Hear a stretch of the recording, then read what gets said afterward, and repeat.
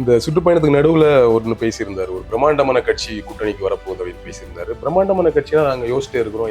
யார மீன் பண்றாரு அப்படிங்கிறது தெரியல. இப்படி இதுவா இருக்குமோ நினைக்கிறீங்களா? அது மாதிரி நான் நினைக்கிறது, ஒருவேளை திமுக 2 உடைஞ்சு பெருமணி வந்து எங்க கூட சேர்ந்தா அதற்கு வாய்ப்பு இல்ல. அதை எப்படி சொல்றீங்க? விஜய் அவர்கள் வந்துச்சுன்னா ஒரு பெரிய ஒரு இம்பாக்ட் ஒன்று கிரியேட் ஆகும்னு நினைக்கிறேன். நீங்க எப்படி நினைக்கிறீங்க? இப்ப சீமான கூட நீங்க சேர்த்துக்கலாம். இப்ப சீமான் வந்து திராவிட எதிர்ப்பு பேசியிருந்தா கூட அதுல ஒரு 65-35 வந்து திமுக எதிர்ப்பா தான் பார்க்கணும். 35% தான் அதிமுக எதிர்ப்பா பார்க்கணும். அதுவுமே அதிகமா தான் சொல்றேன். 25% வச்சுக்கலாம். 75% வந்து திமுக எதிர்ப்பு தான் இருக்கும்போது அவருக்கு அதிமுக கூட்டணியில வருவதில் பெரிய பிரச்சனை இருக்காது. அவருக்கு தொண்டர்களுக்கும் பெரிய பிரச்சனை இருக்காது. ஏன்னா அவங்களுமே அப்படிதான் ட்ரெயினா இருக்காங்கன்னு வச்சுக்கோங்க. பெரிய பிரச்சனை இருக்காது. ஆனாலும் அவர் அந்த கூட்டணியை வரமாட்டேங்கிற ஒரு விஷயத்துல உறுதிப்பாடோட இருக்கிறார். கன்வின்ஸ் பண்ணி கொண்டு வரலாம். நீங்க நினைச்சா முடியும். கருணாநிதி அவர்கள் அவருடைய முதல் 2 பீரியட்ல செய்த ஊழல்களில இருந்து தப்பித்துக் கொள்வதற்காக தமிழ்நாட்டினுடைய உரிமைகளை முழுவதுமாக அடகு வைத்தவர்.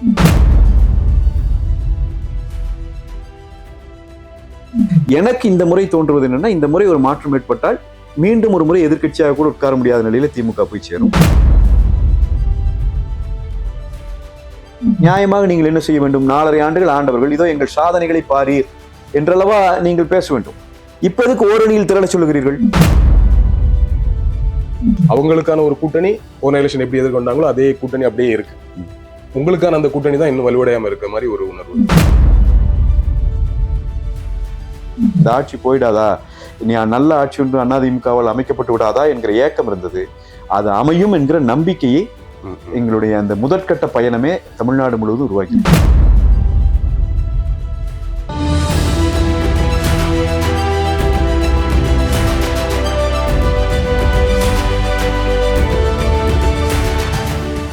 திங்க் பாலிடிக்ஸ் நேயர்களுக்கு வணக்கம். நான் விஷன். கேள்விகள் 1000 நிகழ்ச்சி மூலமாக உங்களை சந்திப்பதில் மகிழ்ச்சி. நம் நிகழ்ச்சியின் இன்றைய சிறப்பு விருந்தினர் அதிமுக செய்தி தொடர்பாளர் பேராசிரியர் திரு கல்யாண சுந்தரம் அவர்கள். வணக்கம் சார். வணக்கம். எப்படி இருக்கீங்க? நல்லா இருக்கு. ரொம்ப நாள் ஆச்சு உங்களை நான் நேர்காணல் செய்யறேன். ரொம்ப வருஷத்துக்கு அப்புறம் திருப்பி நேர்காணல் செய்யறேன். மகிழ்ச்சி. ரொம்ப மகிழ்ச்சி சார். இபிஎஸ் அவர்களின் சுற்றுப்பயணம் தான் இன்னைக்கு தமிழகத்துல ரொம்ப முக்கியமான கரண்ட் சென்சேஷன் டாபிக் அப்படின்னு சொல்லலாம்.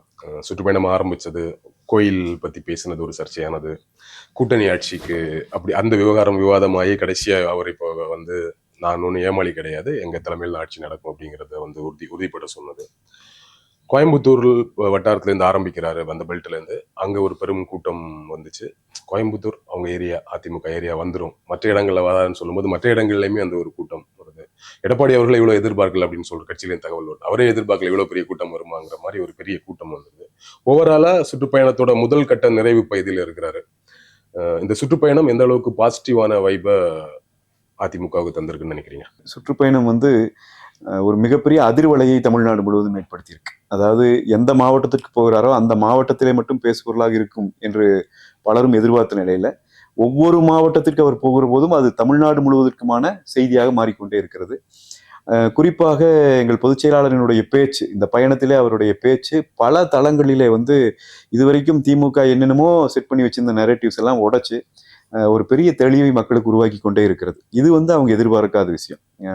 நீங்கள் சொல்வதை போல இந்த கூட்டம் வந்து எதிர்பாராத கூட்டம் வந்து விட்டதா அப்படின்னு சொன்னா உண்மைதான். அது காரணம் என்னன்னா, அண்ணா திராவிட முன்னேற்ற கழக தொண்டர்களை தாண்டி பொதுமக்கள் அலையலையாக இன்றைக்கு திரண்டு அவரை வரவேற்கிற காட்சியை பார்க்கிறோம். அது வந்து நாங்கள் எதிர்பார்த்தது தான். ஆனா இவ்வளவு வேகமாக இவ்வளவு சீக்கிரம் அது நடக்கும் என்பது எங்களுக்குமே எதிர்பார்ப்பு இல்லை. இன்னைக்கு வந்து இந்த திமுகவினுடைய மக்கள் விரோத இந்த அரசாங்கத்தால் பாதிக்கப்பட்டிருக்கிற மக்கள் தங்களுக்கான ஒரு மாற்று அரசியல், தங்களுக்கான ஒரு இந்த அடுத்த ஆட்சியை அமைக்க போவதற்கான ஒரு சரியான தலைவர் வேண்டும் என்கிற ஏக்கத்தை அவர்கள் கூடி கூடி காட்டுகிறார்கள் என்பதைத்தான் நம்மால் பார்க்க முடிகிறது. 2 விதத்துல இந்த பயணம் வந்து ஒரு இம்பாக்ட் ஏற்படுத்தியிருக்கு நான் பார்க்கிறேன். எப்படின்னா, ஒண்ணு, அண்ணா திராவிட முன்னேற்ற கழக கட்சி தொண்டர்கள் மத்தியிலே ஒரு பெரும் உத்வேகத்தை கொடுத்து விட்டது. நீங்கள் வந்து சில சமயங்கள் சோர்வு வருகிற மாதிரி சம்பவங்கள் நடக்கிற போது கூட அதிமுகவின் தொண்டர்கள் மனதளவிலே தைரியத்தோடு அதை எதிர்கொள்கிறவர்கள், அதற்காகவே பழக்கப்படுத்தப்பட்டவர்கள். நீங்க கிட்டத்தட்ட அவங்க 30-40 ஆண்டுகள் அரசியல் இருந்திருக்காங்கன்னா பெரிய வெற்றிகளையும் பார்த்திருக்கிறார்கள், மிக கொடுமையான தோல்விகளையும் பார்த்திருக்கிறார்கள். ஆனா சோர்வடைய மாட்டாங்க, வருவாங்க. இந்த நேரம் வந்து அவங்களுக்கு சின்ன சின்ன தயக்கங்கள், சோர்வு இருந்தாலும் எல்லாம் உடைஞ்சு மிகப்பெரிய உத்வேகத்தை கொடுத்திருக்கிறது. எனவே கட்சி தொண்டர்கள் அதிலே ஒரு இம்பாக்ட் அதை சொல்லலாம். 2வது, மக்கள் மத்தியிலே ஒரு நம்பிக்கையை விதைத்திருக்கிறது. கட்டாயமாக ஆட்சி மாற்றம் நடைபெறப் போகிறது. அண்ணா திராவிட ஒரு முன்னேற்ற பெர்செப்ஷனை கழகம். கிரியேட் பண்ணிருக்கு. ஆமா, அந்த அந்த மக்களுக்கு ஏற்பட்டிருக்கிற அந்த நம்பிக்கை வந்து அவங்களுக்கு உண்மையிலேயே ஒரு ஏக்கம் இருந்துச்சு. இந்த ஆட்சி போயிடாதா, இனி நல்ல ஆட்சி ஒன்று அதிமுகவால் அமைக்கப்பட்டு விடாதா என்கிற ஏக்கம் இருந்தது. அது அமையும் என்கிற நம்பிக்கையை எங்களுடைய அந்த முதற்கட்ட பயணமே தமிழ்நாடு முழுவதும் உருவாக்கி இருக்கு. எனவே இந்த 2 இம்பாக்டும் ரொம்ப பாசிட்டிவான விஷயம் நான் பார்க்கிறேன். ரொம்ப ஒரு ப்ராக்டிக்கலாவே நான் பேசலாம். தமிழகத்தை பொறுத்த வரைக்கும் மற்ற எல்லா மாநிலங்களோட நம்ம முன்னணியில இருக்கிறதுக்கான காரணம் இந்த 2 கட்சிகள் தான், திமுக அதிமுக. அந்த கிரெடிட் நான் அஸ் ஜேர்னலிஸ்ட் எப்பவுமே 2 பேருக்குமே தான் கொடுப்பேன். என்னை பொறுத்த வரைக்கும் ஆட்சி அதிகாரத்துல இருந்து தமிழகத்துக்கு அவர்கள் இந்த தமிழக முன்னேற்றத்துக்கான செஞ்ச விஷயத்துல 2 பேரும் ஒன்று தான். சில விஷயங்கள் அவங்க கொஞ்சம் மேல இருப்பாங்க, சில விஷயங்கள் நீங்க கொஞ்சம் மேல இருப்பீங்கன்னு வச்சுக்கோங்க. பட் எப்படி பார்த்தா ஈக்குவல் கிரெடிட் தான் நம்ம கொடுக்கணும். இன்னும் சொல்ல போனா அதிக முறை நீண்ட நாட்கள் தமிழகத்தை ஆண்ட கட்சிங்கிறதெல்லாம் இன்னும் கொஞ்சம் கூடுதல் கிரெடிட் உங்களுக்கு வரணும்னு வச்சுக்கோங்களேன். ஸோ அப்படி இருக்கும் பொழுது திமுகவிடம் இருந்து ஆட்சியை மாற்றி அதிமுகவிடம் கொடுப்பதோ, அதிமுகவிடம் இருந்து ஆட்சியை மாற்றி திரும்ப திமுகவிடம் கொடுப்பதோ இங்க இருக்க மக்களுக்கு ஒரு பெரிய பிரச்சனை கிடையாது. பரவாயில்ல, 5 வருஷம் ஆண்டுட்டாங்க, பிரச்சனைகள் இருக்கு, பரவாயில்ல, திரும்பி அதிமுக வரட்டும், திரும்பி திமுக வரட்டுங்கிற ஒரு மைண்ட் செட்லாம் இருப்பாங்க. மாற்றத்தையும் தேடி ஒரு புதுசா வரக்கூடிய மக்கள் இருந்தா கூட மாற்றத்துக்காக வர்றவங்க நீண்ட காலம் ஒரே சித்தாந்தத்துல இருக்காங்களான்னு ஒரு கேள்வி இருக்கு. அது நீண்ட காலம் களத்துல இருக்காங்களா அப்படிங்கிற ஒரு கேள்வி வரும்பொழுது முதல் எலெக்ஷனுக்கு வாக்களிப்பாங்க, அடுத்த எலெக்ஷன் அவர் தான் போயிட்டாரு, ஆக்டிவாவே இல்லையே, சரி நம்ம திரும்ப அதிமுக திமுக பக்கம் வரங்கிற மைண்ட் செட்ல இருப்பாங்க. பட் இப்படி இருக்க சூழல்ல இருக்கும்போது இன்னைக்கு திமுகவோட இருக்கிற ஆட்சி அவங்க மேல இருக்கக்கூடிய விமர்சனத்தை தாண்டி திரும்ப அதிமுகவை போடுறதுல மக்களுக்கு ஒன்றும் பெரிய வருத்தமோ பெரிய கன்ஃபியூஷனோ இருக்காது. ஏன்னா இங்க அதுதான் பழகி இருக்கும். பட் பிஜேபி இன்னைக்கு ஒரு பெரிய அலைன்ஸ்ல இருக்கிறது எப்படி பார்த்தாலும் ஒரு பெரிய மைனஸ் பாயிண்டா இருக்கு அப்படின்னு நம்ம சொல்லலாம். ஜென்ரலா மேம்போக்கான பார்வைன்னு கூட வச்சுக்கோங்களேன், பார்க்கும்போது அப்படி ஒரு இருக்கு. ஸோ அதை பேலன்ஸ் பண்ண வேண்டியது இருக்குன்னு நினைக்கிறேன். எப்படி பார்த்தாலும் அது ஏன்னா அதிமுகவில் இருக்கிறவர்கள் அதை பேசியிருக்கிறாங்க கடந்த காலங்களில். பிஜேபி எங்களுக்கு ஒரு சுமையா இருந்ததுன்னு பேசியிருக்கிறாங்க. இப்பொழுது அன்வர் ராஜா வெளியே போனதும் கிட்டத்தட்ட அது மாதிரியான ரீசனை வச்சு தான் போறாரு. இப்படி எல்லாம் இருக்கும் பொழுது நம்ம அதை பேலன்ஸ் பண்ணணும். பிஜேபியும் தாண்டி அதிமுக மேல இருக்கிறது நீங்க பயப்பட வேணாங்கிற ஒரு கான்பிடன்டையும் ஒரு நம்பிக்கையும் பிஜேபி இருக்கு அப்படிங்கிறதுக்காக நீங்க எங்களை ஓட்டு போட மறுத்துறாதீங்க. அதுதான் பிராக்டிக்கலா சொன்னேன். பிராக்டிக்கலா ஒண்ணு செய்ய வேண்டியது இருக்குல்ல, அதை எப்படி பேலன்ஸ் பண்ண போறீங்க? இல்ல, ஆமாங்க, இது இப்ப உங்களுடைய நீண்ட கேள்வி. ஒண்ணு எனக்கு என்னன்னா, அண்ணா திராவிட முன்னேற்ற கழகத்தையும் திமுகவையும் ஒரே மாதிரி கூட நம்ம பார்க்க கூடாது அப்படிங்கிறது என்னுடைய பார்வை. என்ன காரணம் அப்படின்னு சொன்னா, திமுகவின் ஆட்சி காலத்திலே திமுக தமிழ்நாட்டை எந்த அளவுக்கு பின்னுக்கு இழுத்து விடுகிறதோ, அண்ணா திராவிட முன்னேற்ற கழக ஆட்சிக்கு வந்த பிறகு அதை சமன் செய்து அதிலிருந்து மேலே தூக்கி போனதுதான் வரலாறு. எனவே இவங்க 2 பேரும் வளர்ச்சிக்கு காரணம் என்பதை நான் ஏற்றுக்கொள்ள மாட்டேன். அதுக்கு நான் என்னால நிறைய எடுத்துக்காட்டுகளை சொல்ல முடியும். நீங்க 77ல புரட்சித் தலைவரினுடைய ஆட்சி வந்த பிறகுதான் கல்வியில ஒரு பெரிய மறுமலர்ச்சியை, காமராஜர் அவர்களினுடைய ஆட்சிக்கு பிறகு கல்வியில ஒரு மறுமலர்ச்சிக்கான காலம்னு சொன்னா அது புரட்சித் தலைவரினுடைய காலம் தான். இன்னும் சரியாக சொல்ல வேண்டுமா, நான் மறுபடியும் சொல்லிக் கொண்டே இருப்பது, தமிழ்நாட்டின் தொழில் கல்வித்துறையினுடைய தந்தை என்று அழைக்கப்படுகிற அளவுக்கு தகுதி பெற்றவர் புரட்சித் தலைவர் எம்ஜிஆர் அவர்கள். அவர்தான் அந்த பெருங்கனவை அன்றைக்கே விதைக்கிறார். ஒரு 20 ஆண்டுகள் கழித்து தொழில்நுட்ப கல்லூரிகளால் அங்கிருந்து உருவாக்கப்படுகிற அந்த தொழில்நுட்ப வல்லுநர்கள் இந்த உலகை ஆளப் போகிறார்கள். அப்ப தமிழ் பிள்ளைகள் அதிலே முன்னோடியாக திகழ வேண்டும் என்கிற சிந்தனைக்கு முதலிலே வந்து சேர்ந்த ஒரு முதலமைச்சர் புரட்சித் தலைவர் தான். கருணாநிதி அவர்களுக்கு அது இருந்ததில்லை. இன்னும் சொல்ல போனால் கருணாநிதி அவர்கள் அவருடைய முதல் 2 பீரியட்ல செய்த ஊழல்களில இருந்து தப்பித்துக் கொள்வதற்காக தமிழ்நாட்டினுடைய உரிமைகளை முழுவதுமாக அடகு வைத்தவர் அன்றைக்கு இந்திரா காந்தி அவர்களிடம். நான் அதை நிறைய நிறுவ முடியும், ஏற்கனவே நிறைய பேசியிருக்கோம். கச்சத்தீவை கொடுத்ததுல இருந்து அவங்க எமர்ஜென்சி ஓட்டப்ப கல்வி பொதுப்பட்டியலுக்கு போச்சு, மாநில பட்டியல் இருந்து. பிறகு அதுக்கப்புறம் போய் இந்திரா காந்தி அவர்களோட கூட்டணி வச்சு பிஜேபியோடும் கூட்டணி வச்சு 18 ஆண்டுகளுக்கு மேலாக மத்திய அரசியை நடத்தினார்கள். திமுக போய் அமைச்சர் பதவி வாங்கிட்டு வந்தாங்களே ஒழிய கல்வியை மாநில பட்டியலுக்கு கொடு என்கிற கோரிக்கை அன்றைக்கு வைக்கல. வச்சிருந்தா இன்னைக்கு நீட் போன்ற தேர்வுகள் இல்லை. கச்சத்தீவை மீட்பதற்கு அதிமுக தான் தீர்மானம் போட்டு நாங்கள் தான் வழக்கு தொடுத்து போராட வேண்டியது வந்துச்சு. அதே போல ஈழ இனப்படுகொலை நடந்தப்போ காட்டி கொடுத்து இந்த இனப்படுகொலைக்கு காரணமாக நின்ற கட்சி காங்கிரஸ், அதனோடு சேர்ந்து கொண்டு துணை போன கட்சி திமுக. 2 ஆண்டு காலம் 2009 ஈழ இனப்படுகொலை முடிகிறது. 2011 புரட்சித் தலைவர் அம்மா அவர்களின் ஆட்சி வந்த பிறகுதான் அங்க பொது வாக்கெடுப்பு நடத்த வேண்டும், இலங்கையின் மீது பொருளாதார தடை விதிக்க வேண்டும் என்கிற கடுமையான தீர்மானங்களை தமிழ்நாடு சட்டமன்றம் ஏற்றது. தமிழ்நாட்டு மக்களினுடைய மனநிலை மாறியது. இந்திய அரசுக்கு அது காங்கிரஸா இருந்தாலும் பிஜேபியா இருந்தாலும் அழுத்தம் உருவாகியது. இப்படி நீங்க ஒன்னொன்னா எடுத்து பாத்தீங்கன்னா திமுக எல்லா இடத்திலும் தமிழ்நாட்டை பின்னோக்கி இழுத்திருக்கும். அண்ணா திராவிட முன்னேற்ற கழகத்தின் ஆட்சி காலம் அதை மாற்றியிருக்கும். அப்ப இப்படியான சூழல்கள் இருக்கும்போது அதிமுக இன்னைக்கு வளர்ந்திருப்பதுக்கு அதிமுக ஒரு மிகப்பெரிய காரணம். ஒருவேளை திமுக இல்லாமல் அண்ணா திராவிட முன்னேற்ற கழகம் மட்டும் ஆட்சி செய்திருந்தால், புரட்சித் தலைவர் அம்மா அவர்கள், எங்கள் புரட்சி தமிழர் எடப்பாடியார் ஆட்சி மட்டும் நடந்திருந்தால் இதை விட இன்னும் அதிகமாக தமிழ்நாட்டின் முன்னேற்றம் இருந்திருக்கும் என்பது என்னுடைய பார்வை. அதுக்கான தரவுகளோடு தான் நான் சொல்றேன், போற போக்கிலையும் சொல்லல. அதே மாதிரி இந்த பைபோலார் பாலிடிக்ஸ் இன்றைக்கு முடிஞ்சிருச்சா தமிழ்நாட்டில் அப்படின்னா, நீங்கள் சொல்வதை போல அப்படி முடிந்துவிட வேண்டும் என்று விரும்புகிற ஒரு தரப்பு இருந்து கொண்டே இருக்கிறது தமிழ்நாட்டில், எல்லா காலத்திலும் இருக்கு. திரு விஜயகாந்த் அவர்கள் கட்சி தொடங்கி வந்தபோது கட்டாயமாக திமுக அதிமுக இல்லாமல் ஒரு பார்ட்டி வரணும் அப்படிங்கிற ஒரு வந்தது. ஆனால் அதனுடைய எண்ணிக்கை இந்த பைபோலார் பாலிடிக்ஸை உடைக்கிற அளவுக்கு இன்னைக்கு இருக்கான்னு பார்த்தா இல்ல, இன்னைக்கு வரைக்கும் இல்லை. அப்ப இவங்க ரெண்டு பேரும் இருக்கிறது அப்படிங்கிறதான் இருக்கு. எனக்கு இந்த முறை தோன்றுவது என்னன்னா, இந்த முறை ஒரு மாற்றம் ஏற்பட்டால் மீண்டும் ஒரு முறை எதிர்க்கட்சியாக கூட உட்கார முடியாத நிலையில திமுக போய் சேரும். அதிமுக ஒரு இடத்துல ஆட்சியிலே அமர்கிற போது எதிர்க்கட்சியாக வேறொருவர் வந்து விடுவதற்கான வாய்ப்பும் இந்த தேர்தலிலே உண்டு. அந்த அளவுக்கு அதிருப்தி அவர்களுக்கு இருக்கிறது. இதற்கிடையில தான் பாரதிய ஜனதா என்கிற ஒரு செய்தியை தொடர்ச்சியாக இன்றைக்கு ஒரு நரேட்டிவ் செட் பண்ணுது திமுக. அது எப்படி செட் பண்றாங்க அப்படின்னா, அண்ணா திராவிட முன்னேற்ற கழகம் குறித்து, அவர்களுடைய ஆட்சி காலம் குறித்து எந்த விதமான குறையும் சொல்ல முடியாது என்கிற நிலை வந்த பிறகு சட்டமன்றத்திலேயே முதலமைச்சர் முயற்சி செய்தார், ஒரு சில செய்திகளை சொன்னார், அதற்கெல்லாம் உடனுக்குடன் பதில் கொடுத்தோம் நம்ம. அதன் பிறகு இப்ப அதிமுகவை பத்தி என்ன சொல்றது? அவங்களுக்கு எது அம்மா அவர்களின் ஆட்சி வரைக்கும் ஒன்றும் சொல்ல முடியல. எங்க பொதுச் செயலாளர்களுடைய ஆட்சி வந்த பிறகு அவருக்கு கிடைத்தது 2 ஆண்டு காலம் தான். மொத்த 4 ஆண்டு கால ஆட்சியில 2 ஆண்டு கொரோனால போகுது, உலகமே ஷட் டவுன். எனவே அதை தமிழ்நாடு லாபகமா எதிர்கொள்ளுது. நீங்க மற்ற மாநிலங்களை விட வடக்கையும் கூட பல மாநிலங்களில் நடந்தே நூற்றுக்கணக்கான கிலோமீட்டர்களை தொழிலாளர்கள் கடந்தார்கள், குழந்தைகள் இறந்து போயின, பசியால் மக்கள் வாடினார்கள். இந்த பிரச்சனை எதுவுமே இல்லை. அம்மா உணவகங்களை திறந்து விட்டோம், பசியால் தமிழ்நாட்டில் ஒரு உயிர் போகவில்லை. அந்த அளவுக்கு கொரோனாவை எதிர்கொண்டார். மீதி இருந்த அந்த 2 ஆண்டு காலத்துல அவர் செய்த சாதனைகளைத்தான் இப்ப நாங்க பட்டியல் போட்டுருக்கோம். அப்ப இதையெல்லாம் குறை சொல்ல முடியாத திமுக எந்த இடத்துக்கு போய் சேர்றாங்கன்னா, பிஜேபி 3வது முறை ஆட்சியை பிடிச்சிட்டாங்க மத்தியில.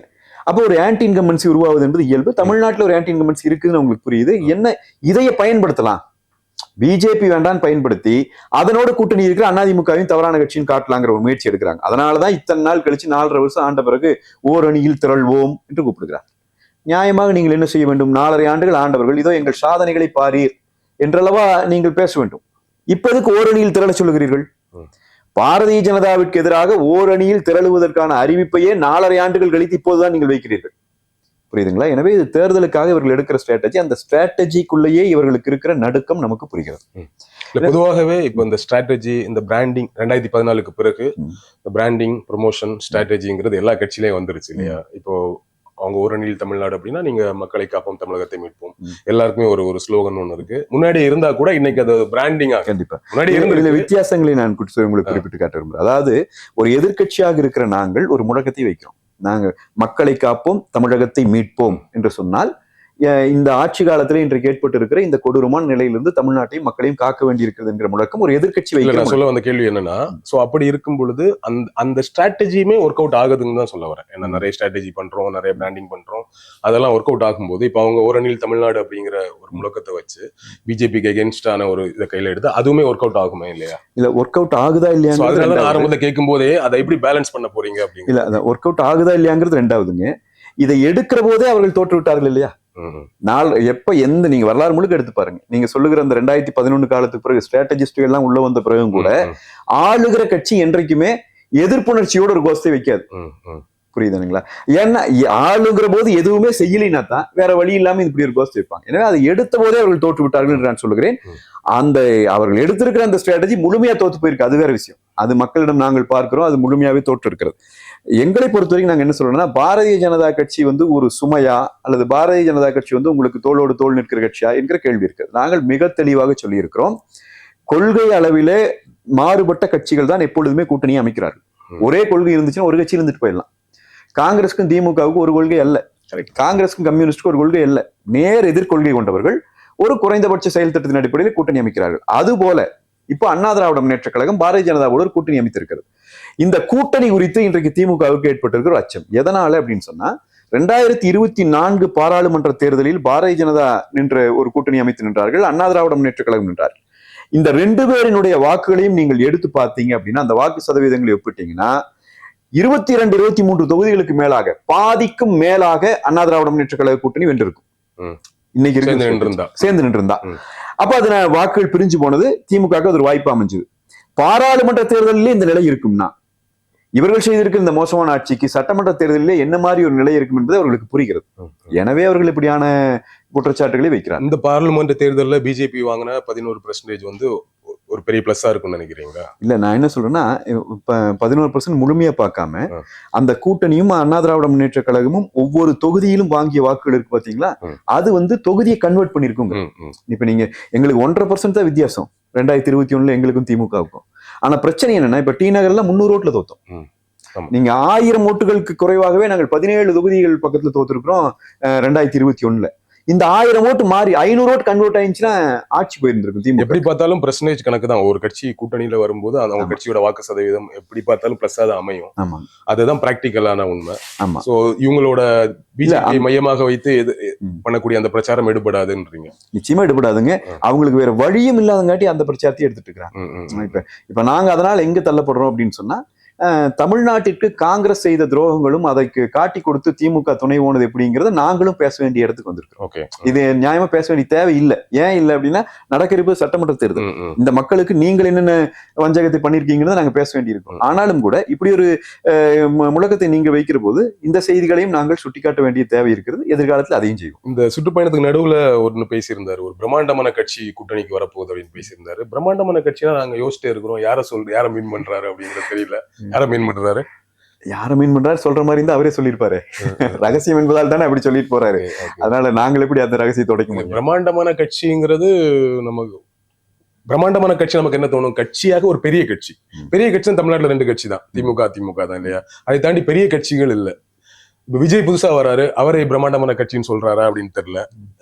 சீமான் வேற நேத்து வந்து ராணுவ ரகசியம் மாதிரி சில ரகசியங்களை சொல்ல முடியாது அப்படின்ற, என்ன ஆதரவு கொடுப்பீங்களா, அதிமுக கூட்டணியில சேருவீங்களா இல்ல ஆதரவு கொடுப்பீங்களா கேட்கும்போது அவர் வேற அப்படி ஒரு ஸ்டேட்மெண்ட் சொல்லிட்டு போறாரு. ஒருவேளை சீமான் உள்ள வர்றதுக்கு வாய்ப்பு இருக்குதா? உங்களுடைய முன்னாள் தலைவர் நீங்க அவ்வளவு தூரம் யோசிக்கிறீங்காட்டி நான் சொல்றேன், எனக்கும் தெரியாது உண்மையில அந்த பிரம்மாண்ட கட்சி எதுன்னு எனக்கும் தெரியாது. ஒரு செய்தி தொடர்பாளராக எங்கள் பொதுச்செயலாளர் தான் முடிவு செய்வார், அவர் உரிய நேரத்தில் அறிவிப்பார். நான் இப்ப நீங்க இதெல்லாம் கேட்கறீங்க, நீங்க எப்படி இதுவா இருக்குமோ நினைக்கிறீங்களா? அது மாதிரி நான் நினைக்கிறது, ஒருவேளை திமுக 2 உடைஞ்சு பெருமணி வந்து எங்க கூட சேர்ந்தா அதற்கு வாய்ப்பு இல்ல. அதே எப்படி சொல்றீங்க? தேர்தல் நெருங்கிடுச்சு, திமுக 2ஆக உடைந்து வந்து சேருவதற்கான வாய்ப்புங்கிறது ரொம்ப பாசிபிள் இல்லைன்னு நினைக்கிறேன். இல்ல, நடந்தால் நீங்க ஒரு கற்பனை சொல்ற மாதிரி நான் ஒரு விஷயத்தை சொல்றேன். ஏன்னா திமுக உடையவருக்கு வாய்ப்பு இல்லைங்கிற முடிவுக்கு நம்ம போக வேண்டாம்னு நினைக்கிறேன். ஏன்னா எதிர்கட்சியாக இருக்கும் பொழுது ஆக்டிவா இல்ல, செயல்பாடு இல்ல அப்படின்னு சொல்லும் போது எதிர்கட்சிகள் எப்பவுமே இந்த மாதிரி உடைவுகள் ஏற்படுறதுக்கு வாய்ப்பு இருக்கு. ஆளுங்கட்சியில இருக்கும்போது ஒரு பொசிஷன்ல இருப்பாங்க, ஒரு ஓரளவு கான்ஃபிடன்ட். நீங்க சொல்லுவது சரி. இந்த மாதிரி பிரிவினை ஒருவேளை நான் உடைஞ்சு இங்க வர்றதுன்னு சொல்றதும் கூட மிகப்படுத்தப்பட்டதாக உங்களுக்கு பட்டாலும் பண்ணலாம். ஆனால் வந்து திமுகவுக்குள்ள ஆளுங்கட்சியாக இருக்கிற அந்த நேரத்துல இருக்கிற மிகப்பெரிய முரண்பாடுகள் வந்து வெளியே தெரிஞ்சுட்டு தான் இருக்கு. நீங்க அங்க நேரு அவர்களுக்கு சொந்த பக்கத்து தொகுதியிலே இருக்கிற சட்டமன்ற உறுப்பினர்கள் கொடுக்கிற அழுத்தம் என்ன என்பதும், நீங்க முதலமைச்சரை கூப்பிட்டு மண்டல தலைவர்களை எல்லாம் பதவி விலக சொல்லி வலியுறுத்துவது என்பதும், உள்ளுக்குள்ள இங்க செந்தில் பாலாஜி அவர்களுக்கும் முன்னால் இருந்த சீனியர்களுக்கும் நடந்து கொண்டிருக்கிற சொல்ல முடியாத ஃபைட் ஆகட்டும், துரைமுருகன் அவர்களுடைய மகனும் இன்னொரு முக்கியமான நபரும் அறிவாலயத்திற்குள்ளேயே போட்டுக்கொண்ட சண்டைகள் ஆகட்டும், அவர்கள் நினைத்துக் கொண்டிருக்கிறார்கள் எதுவுமே வெளியே தெரியாது என்று. அதையெல்லாம் பேசி அசிங்கப்படுத்த வேண்டாம் என்று நாங்கள் விரும்புவதால் அதை பேசாம விட்டுட்டு போறோம். ஆனால் கடுமையான முரண்பாடுகள் சண்டை ஒரு கிச்சன் கேபினெட்டுக்கும் சீனியர் லீடர்ஸ் இடையில் நடந்துட்டு இருக்காங்க. இல்ல, நாங்க சண்டைகள் நடக்குது, யாரும் கட்சியை விட்டு வெளியே வரலாம். நமக்கு பாருங்க, அன்வர் ராஜா வெளியே போயிட்டாரு. இல்ல அன்வர் ராஜா வெளியே போறாரு அப்படிங்கிறது ஒரு எதிர்கட்சியாக இருக்கிற போது அவருடைய தனிப்பட்ட நிலைப்பாட்டை மாற்றிட்டு போறார். இன்னொன்னு, எங்களை பொறுத்த வரைக்கும் இவங்க கட்சி உடைக்கணுங்கிற சிந்தனை எங்களுக்கு இல்லை, யாரையும் கூப்பிட்டுக்கணுங்கிற சிந்தனை இல்லை. ஏன்னா பெரிய தரமான ஆட்கள் அங்க காணும் எங்களுக்கு. அதனால நாங்க அப்படி செந்தில் பாலாஜி ட்ரை பண்றீங்களா? நாங்க செந்தில் பாலாஜி தான் எல்லாத்தையும் ட்ரை பண்றாரு, பாவம் தோல்வியில் போய் முடிஞ்சிடறாரு. செந்தில் பாலாஜியே ஸ்டாலின் தான் ட்ரை பண்ணாரு. அந்த வேலைகள் அவர்களுக்கு தான் தெரியும். எனவே நாங்கள் அதை பற்றி கவலைப்படுவதில்லை. புதிய இளைஞர்கள், தரமான இளைஞர்கள் அண்ணா திராவிட முன்னேற்ற கழகத்தை நோக்கி வந்து கொண்டிருக்கிறார். எனவே திமுகவினுடைய அந்த கரைபிடிந்த கரங்களை நாங்கள் வந்து பார்க்க வேண்டிய அவசியம் இல்லை. விஜய் வந்து ஒரு விஷயத்துல தெளிவா இருக்கிறார். அவர் அதிமுகவுடன் கூட்டணி வருவதற்கு அவருக்கு எந்த தயக்கமுமே இல்லை. அவர் வந்து பிஜேபி அந்த அலைன்ஸ் இருக்குங்கிறது மட்டும்தான் அவங்களுக்கு ஒரு பிரச்சனையா இருக்கு. பிஜேபி இருக்கிற வரைக்கும் அங்க வர முடியாதுங்கிற ஒரு ஸ்டேஜ்ல இருக்கிறதா நம்ம பாக்குறோம். ஆனாலும் எடப்பாடி அவர்கள் விஜய் அவர்களை சேர்த்து இப்ப கூட பிஜேபி அலைன்ஸை வச்சுக்கிட்டே விஜய் அவர்களை சேர்த்துக் கொள்வதில் ஆர்வமா தான் இருக்காரு. பேச்சுக்கள்ல நமக்கு புரியுது. விஜய் அவர்கள் வந்துச்சுன்னா ஒரு பெரிய ஒரு இம்பாக்ட் ஒன்று கிரியேட் ஆகும்னு நினைக்கிறேன். நீங்க எப்படி நினைக்கிறீங்க? அல்லது விஜய் மட்டும் இல்ல, நீங்க விஜய் அவர்களை வந்து ஆர்வத்தோடு இருக்கிறார் என்று பார்க்க கூடாது. வெளிப்படையா நான் சொல்லுவது, எல்லாரும், அதாவது திமுகவினுடைய இந்த மக்கள் விரோத அரசை அப்புறப்படுத்த வேண்டும். ஒரு குடும்பம் இந்த தமிழ்நாட்டை முழுவதுமாக தன்னுடைய சுயநல நுகர்வு வெறியால் உறிஞ்சி கொடுக்கிற இந்த கொடுமையிலிருந்து தமிழ்நாடு மீட்கப்படுவதற்கு யாரெல்லாம் துணை நிற்க வேண்டும் என்று நினைக்கிறார்களோ, யாருக்கெல்லாம் அந்த சிந்தனை இருக்கிறதோ அவர்கள் எல்லாரையும் ஓரணியில் திரட்ட வேண்டும் என்பதுதான் எங்கள் பொதுச் செயலாளரின் நோக்கம். அப்ப அதுக்கான அறைகோள் விடுக்கிற போது அதுல திரு விஜய் அவர்களும் இருக்கிறார், அதுல சீமான் அவர்களும் இருக்கிறார், அது எல்லாரும் இருக்கிறார்கள். எல்லாருக்குமான அழைப்பு தான் அது. அப்ப இது அவர் வந்தால் பலமாகுமா? யார் வந்தாலும் பலமாகும். இப்ப நீங்க இன்றைக்கு இருக்கிற கூட்டணியை வைத்து நாங்கள் 200க்கும் மேற்பட்ட 210 தொகுதிகளை நாங்கள் கட்டாயம் வெற்றி பெறுவோம். நாங்க சும்மா விளையாட்டுக்கு சொல்ல, நாங்க உள்ளுக்குள்ள சர்வே அடிப்படையில் தான் நாங்க சொல்றோம். போன வாட்டி திமுக ஜெயிச்சதோட அப்ப பெரிய வெற்றி, மிகப்பெரிய வெற்றி. திமுக வெற்றி என்னங்க வெற்றி? நீங்க 10 ஆண்டுகள் அதிமுக ஆட்சிக்கு பிறகு சும்மா பார்டர்ல வெற்றி பெற்று ஒரு மிக வலுவான எதிர்கட்சியா தான் உட்கார்ந்து மிக வலுவாக தான் இருக்கிறோம். நீங்க திமுகவினுடைய தோல்வி எப்படி இருக்குன்னு பாருங்க. மீண்டும் 2011 போல எதிர்கட்சியாக கூட உட்கார முடியாத நிலைக்கு போவார். நான் அதனால்தான் சொல்லுகிறோம், ஒருவேளை அந்த கூட்டணி அமையும் என்று சொன்னால் இன்னும் பெரிய அளவில் திமுக என்கிற கட்சி தமிழ்நாட்டிலிருந்து துடை தெரியப்படுவதற்கான வாய்ப்புகள் உருவாகிவிடும். அது திரு விஜய் அவர்களா இருக்கலாம், சீமான் அவர்களோ, அல்லது இன்னும் பல கட்சிகள், இவங்க 2 பேர்த்தோடும் நிற்க வேண்டியதில்லை. எல்லா அமைப்புகளையும் நாங்கள் சொல்றோம், இது நடப்பது மக்கள் விரோத அரசு. இதை இந்த குடும்பத்திடமிருந்து தமிழ்நாட்டை விடுவிக்கணும். அதற்கு நாங்கள் குரல் எழுப்புகிறோம். அது யார் வந்தா என்ன? இப்ப சீமான கூட நீங்க சேர்த்துக்கலாம். இப்ப சீமான் திராவிட எதிர்ப்பு பேசியிருந்தா கூட அதுல ஒரு 65-35 திமுக எதிர்ப்பா தான் பார்க்கணும்னு நினைக்கிறேன். 35% அதிமுக எதிர்ப்பா பார்க்கணும்னு நினைக்கிறேன். அதுவுமே அதிகமா தான் சொல்றேன். 25% வச்சுக்கலாம். 75% திமுக எதிர்ப்பு தான் இருக்கும் போது அவருக்கு அதிமுக கூட்டணியில வருவதில் பெரிய பிரச்சனை இருக்காது. அவருக்கு தொண்டர்களுக்கும் பெரிய பிரச்சனை இருக்காது. ஏன்னா அவங்களுமே அப்படிதான் ட்ரெயினா இருக்காங்கன்னு வச்சுக்கோங்க, பெரிய பிரச்சனை இருக்காது. ஆனாலும் அவர் அந்த கூட்டணியை வரமாட்டேங்கிற ஒரு விஷயத்துல உறுதிப்பாடோட இருக்கிறார். கன்வின்ஸ் பண்ணி கொண்டு வரலாம் நீங்க நினைச்சா முடியும்னு நினைக்கிறேன். இல்ல நீங்க அப்படியெல்லாம் இல்ல. சீமான் அவர்களை பொறுத்த வரைக்கும் அவர் தொடக்கத்திலிருந்து அவர் சொல்லுகிற செய்தி, நான் யாரோடும் கூட்டணிக்கு போக மாட்டேன், எங்கள் தலைமையிலே ஒரு கூட்டணி அமைப்போம் என்று சொல்கிறார். உண்மையில் அவர் கூட்டணிக்கு எதிரானவராக இல்லை, நாங்கள் திராவிட கட்சிகளோடு கூட்டணிக்கு வரமாட்டோம் என்பதை சொல்லிக் கொண்டிருக்கிறார். நீங்கள் சொல்வதைப் போல அண்ணா திராவிட முன்னேற்ற கழகத்தோடு சீமான் அவர்களுக்கு ஒரு நெருக்கம் இருக்கிறதா என்று சொன்னால், தமிழர் சார்ந்த, தமிழர் இன உரிமை சார்ந்து சில கோரிக்கைகள் சீமான் வைத்த போது அதை நிறைவேற்றி கொடுத்த இயக்கமாக அண்ணா திராவிட முன்னேற்ற கழகம் இருந்திருக்கிறது. ஆனால் தமிழர்களுக்கு பச்சை துரோகம் செய்த கட்சியாக திமுக என்றைக்குமே இருந்திருக்கு. எனவே சீமானவர்களுக்கு அப்படி ஒரு அவரோடு இருக்கிற சரியான அரசியல் புரிதல் கொண்டவர்களுக்கு அதிமுக என்றைக்குமே மிகச்சிறந்த இயக்கமாக, திமுகவை விட பல மடங்கு சிறந்த இயக்கமாகத்தான் தோன்றும். அதுவெல்லாம் இருந்தால் கூட நான் இப்பொழுது நம்புகிறேன், சீமானவர்கள் கூட்டணிக்கு வர வேண்டும் என்கிற சிந்தனை, விருப்பம் எனக்கு உண்டு. ஆனால் அதை போய் கன்வின்ஸ் பண்ற இடத்துல நான் இல்லை. உண்மையை நான் சொல்றேன், நான் போய் அதை போய் கன்வின்ஸ் பண்ணி கூட்டிட்டு வர இடத்துல இல்லை. அது திரு சீமானவர்களும் எங்கள் பொதுச் செயலாளரும் சேர்ந்து எடுக்க வேண்டிய முடிவு. எங்களை பொறுத்த வரைக்கும், எங்கள் பொதுச் செயலாளரை பொறுத்த வரைக்கும் தெளிவாக எங்கள் நோக்கத்தை சொல்லிவிட்டோம். அது நீங்க வாங்கன்னு நாங்க கூப்பிடல. எங்கள் நோக்கம் இது. இந்த நோக்கத்திற்கு உடன்படுகிற யாரும் வாருங்கள் அப்படின்னு சொல்லிட முடியாது. இப்ப விசிகா கம்யூனிஸ்ட் எல்லாம் நீங்க எதுக்கு அங்கேயே இருக்கீங்க வாங்க எல்லாம் கூப்பிடுறாரு, நேரடியாவே கூப்பிடுறாரு இல்லையா? திமுகல இருக்கக்கூடிய கூட்டணியில அவர்கள் வெளியே வருவது மாதிரி இப்போதைய வரைக்கும் தோற்றம் இல்லை. பின்னணியில நீங்க சொல்ற மாதிரி எல்லா கூட்டணிக்குள்ளேயும் சில செலவு இருக்கும், மிஸ் அண்டர்ஸ்டாண்டிங்ஸ் இருக்குங்கிறத தாண்டி இல்ல பிரிஞ்சு வந்துருவாங்கிற மாதிரி தோற்றம் பெரிதாக இல்லை. ஓகேவா? சோ அப்படி இருக்கும்பொழுது அங்க இருக்க கூட்டணிகளை அழைப்பி விடுக்கிறாரு. ஆனா இங்க பாஜக, தமிழ் மாநில காங்கிரஸை தாண்டி பாமகவோ தேமுதிகவோ இன்னும் இந்த கூட்டணி உறுதியாகாமலே இருக்கு. இல்ல கிட்டத்தட்ட பாமக எல்லாம் அதிமுக பிஜேபி கூட்டணியில் இருக்க வேண்டிய கட்சியாக தான் பார்க்கப்படுகிறது. தேமுதிகவும் அப்படிதான் பார்க்கப்படுதுன்னு வச்சுக்கோங்களேன். அந்த கூட்டணி இன்னும் உறுதியாகாம இருக்குல்ல. சோ அவங்களுக்கான ஒரு கூட்டணி போன எலெக்ஷன் எப்படி எதிர்கொண்டாங்களோ அதே கூட்டணி அப்படியே இருக்கு. உங்களுக்கான அந்த கூட்டணி தான் இன்னும் வலுவடையாம இருக்கிற மாதிரி ஒரு உணர்வு.